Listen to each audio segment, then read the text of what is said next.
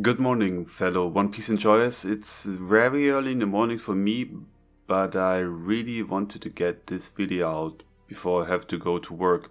So please excuse the lack of editing in this one, because I won't have much time for the rest of the week to get to editing. And as I already said, I really wanted to get this video out because I think it's too funny indeed. So yeah. If you enjoyed the video, please consider subscribing and leave a like, because that would really help me out. And let's get on to the topic. Okay, chapter 1084. Lately, Oda has been providing us with an abundance of information to digest. The previous chapters were absolutely fantastic. Although many great content creators are already covering chapters with views extensively, I couldn't resist to talk about my thoughts on this chapter. It's simply phenomenal. Let's begin with Sabo. He obtains the key to the slave collars from the guard quarters. He engages in a brief conversation with Bonnie regarding her father Kuma. While this interaction is interesting, I think it pales in comparison to the rest of the chapter. Additionally, we overhear some guards discussing the existence of the legendary Phantom Room. One of these guards clearly appears terrified after his colleague mentions it. Most of them seem to possess knowledge of a mysterious room, but it's akin to uttering Voldemort's full name. They are aware that anyone who knows about the room or anything related to it mysteriously disappears. One of them even explicitly states that they are all gone because they saw it. Now, you know what it is? There's a great book from Stephen King about it. Anyway, let's go on. Based on this, it's reasonable to assume that they either encountered Imu, saw the room, or perhaps both. We are then treated to a brief history lesson from King Cobra, who is engaged in a conversation with the five elders in front of the empty throne. The atmosphere is tense, and the elders appear to be aware of the forthcoming events, that they will not be pleasant. King Cobra begins by enlightening us about the founding of the world government 800 years ago, when 20 different monarchs united. The families accompanied them to Mary Geoise, where they merged into a single clan. These individuals were essentially the original celestial dragons, who established the current world order that wields the power in the One Piece universe. We already know a bit about this. Professor Clover told us about that these are the kingdoms that fought a great kingdom.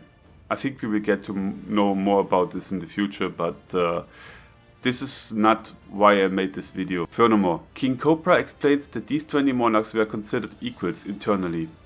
To ensure that no dictator would emerge among them, they established the empty throne. Each of them placed a weapon in front of it, symbolizing their commitment never to attempt to claim its seat. During that period, new royal families were carefully selected to govern the nations that originally founders could no longer oversee. These newly chosen families still hold power to this day. We have already gained some insight into this matter as well during the Dressrosa arc, where the Rico family was appointed to rule the kingdom. Alright, let's go on. Furthermore, King Cobra mentions a fascinating exception to this process: Alabaster. At that time, Queen Lili of House Nefertari was the reigning monarch. While her name was immortalized as one of the original 20 founders, she chose not to become a celestial dragon. Instead, she returned to Alabaster to continue her reign, which is why the Nefertari family has continued to act as sovereigns. We can see a picture of Lili in this panel. Behind her, some Alabaster guards. As we can see, they wield the same weapons as the ones we see in earlier chapters of the Alabaster arc. Lili herself is shrouded in darkness. From what we can see, she appears to be looking a lot like Vivi, but this might be Oda trying to mislead us. Since both are of the same family, it's not too far-fetched that they look alike.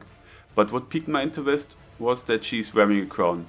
We cannot see how big the crown is though. Is it possible that it's the same extremely long crown as Imo wears? Who knows? We then come to understand the reason behind the absence of the 20th weapon around the empty throne. Is this knowledge widely open in the One Piece world, or is it just Cobra? The five elders then acknowledge the explanation and inquire about King Cobra's intended message. In response, Cobra shares that he extensively studied the ancient texts of his kingdom. To his astonishment, he discovers a remarkable consistency among the historical accounts documenting the period following the Void Century. Queen Lili's name is not mentioned once. Queen Lili never returned to Alabaster, and the responsibility of ruling the country fell upon her younger brother. Intriguingly, he then poses a question to the Gorosei, inquiring whether they are aware of Queen Lili's whereabouts or what has become of her. Saint J. Garcia seldom responds, emphasizing the vast time span of 800 years. He asserts that the prevailing belief was that Queen Lili did indeed return to her country and any additional information or details regarding the matter have been lost to history. While to some folks we are presented with a panel showcasing a garden, possibly the enigmatic phantom room that the guards had discussed earlier. Inside the garden stands Emu, who is attentively listening to the conversation through a dennemushi. Butterflies flutter around Emu, and there is a striking resemblance to a scene depicted in chapter 908, where Emu is also seen in the same room, reaching out to butterflies. A member of Hidden's Discord server nicknamed Hardrocker brought up an interesting observation. He inquired about the type of flowers presented in the room. I suggested they might be color lilies, and this led to an intriguing revelation. Some of the flowers in the room possesses long flower stamens, which aligns with the characteristics of color lilies. Isn't it peculiar? The flowers in the room could potentially be lilies, coinciding with the missing queen's name, Lili. This leaves us with a few possibilities. Emu could be Lili herself, but it raises the question of why she would plant flowers that share her name. Alternatively, Emu could be someone who cherished Lili, which would explain the presence of the flowers as a reminder. This theory also connects with Emu holding a picture of Vivi in chapter 908, as Vivi bears a striking resemblance to Lili. However, let's set this aside for now and continue with the rest of the chapter. The elders appear to feign ignorance, avoiding direct acknowledgement of Cobra's inquiries. Undeterred, Cobra proceeds to pose a question about the significance of the enigmatic D. One of the elders expresses curiosity about why he is asking, and that question resonates with me as well. Cobra then divulges that a concise letter written by the queen has been handed down from one generation to the next. However, before any further details can be shared, the conversation abruptly comes to a halt. My god, Cobra, why would you do this? Did you really think he'll find any answers like that? Alright, let's keep the next stuff short. It's amazing. Charles is getting hammered into the ground by Leo and Sai. Sadly, we note that there was talk about the attempted murder of a celestial twin, so we can assume that the ugly, disgusting, ignorant, useless, mean, moronic, incestual piece of shite Saint Mother effing Charles is still alive. Well, sorry about that. Anyway, after this we see Morley grabbing Kuma, yada yada yada, back to the empty throne. Suddenly, we see Emo walking up the stairs. The 5 elders are surprised and inform Emo about the fact that Cobra is still present. Cobra himself is baffled. Then Emo speaks, Lili, and sits down on the now so empty throne. Holy macaroni, what is going on? Cobra seems to be shocked. These guys, who were supposed to be the highest authority, refer to someone as Great Emu-sama? Emu says Lili, and then what? Of course, other cliffhangers the crap out of us. What is Emu gonna say? It could be something like, Lili still serves me, or Lili exists no more, for I am now known as Emu. But I think it will be the following. Lili surrendered her life when she rejected my love. She was meant to be my queen, and together we were destined to rule over this world in secrecy. However, she defied me and decided to return to her kingdom.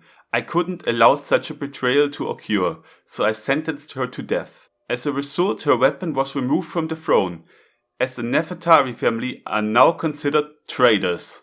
Cobra then gets killed and Sabo enters the scene. Now listen here, this is crazy. Who else in the series has blue hair? Well, let me help you. Remember the scene? Right before Luffy was about to be executed, lightning struck. That's right. What do we witness in Leloucia? It's being devastated by light. Maybe it's lightning? I propose that Emu-sama is somehow related to Buggy the Clown. That's the reason why Emu is always concealed by veils. Emu might have a distinct red nose. Emu fell in love with Queen Lili of Alabasta, but she rejected his love and left. That's why Lili is no longer around. Emu the Clown got rid of her. Why? Because when Lili turned down Emu's proposal, she laughed at him, mocking his big red nose. Listen, it's just like Buggy. He gets easily agitated whenever anyone mentions anything about his nose, even if nothing was said. That's also why all these soldiers disappear. They caught a glimpse of Emu and most likely burst into laughter. When Vivi expressed her will in Alabasta, it started to rain. When Buggy was about to execute Luffy, it started to rain. When the Roger pirates came to Raftel, they laughed.